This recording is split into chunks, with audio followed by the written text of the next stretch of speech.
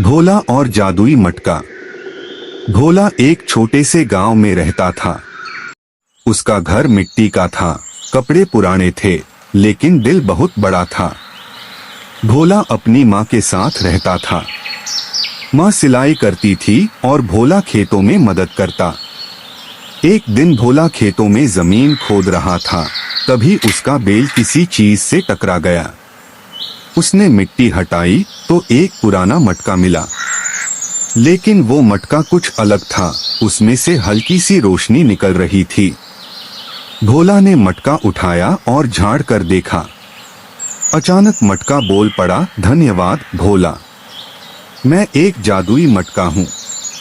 जो भी अच्छा काम करेगा उसकी एक इच्छा पूरी करूंगा। भोला हैरान तो हुआ, लेकिन हंसकर बोला, तो चलो, मैं पहले माँ के लिए दूध और मिठाई चाहता हूँ। अगली सुबह उसके घर के बाहर एक दूध वाला आया। हाथ में एक थाली थी, दूध और गरम गरम मिठाई। मुझे किसी ने भेजा है, दूध वाला बोला। भोला और उसकी माँ खुश हो गए।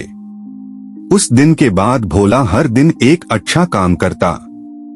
कभी किसी बुढ़िया को सड़क पार करवाता, कभी किसी प्यासे कुत्ते को पानी पिलाता, कभी स्कूल जाते बच्चों को रास्ता दिखता।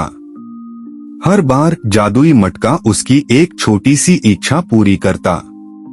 कपड़े आए, फिर एक स्कूल बैग, फिर एक साइकिल भी। गांव के लोग हैरान थे, भोला के पास तो कुछ था ही नहीं, अब सब कैसे आया।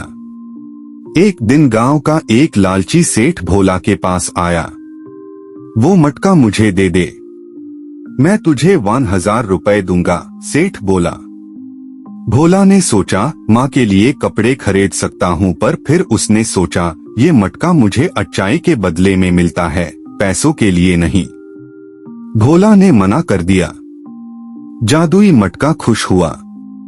उसने बोला, भोला, तुमने लालच पर विजय पाई। अब मैं चला जाऊंगा, लेकिन तुम्हारे जीवन में कभी कमी नहीं होगी। मटका एक रोशनी बनकर आसमां में चला गया। भोला हैरान था, लेकिन उसके चेहरे पर मुस्कान थी। कुछ दिनों बाद भोला को गांव के स्कूल में एक नौकरी मिल गई, बच्चों को सीख दीन की। माँ का काम भी बढ़िया चला। उनका जीवन बदल गया। आज भी भोला हर दिन एक अच्छा काम करता है, बिना किसी जादुई मटके के, क्योंकि उसे पता चल गया है, अच्छाई ही असली जादू है।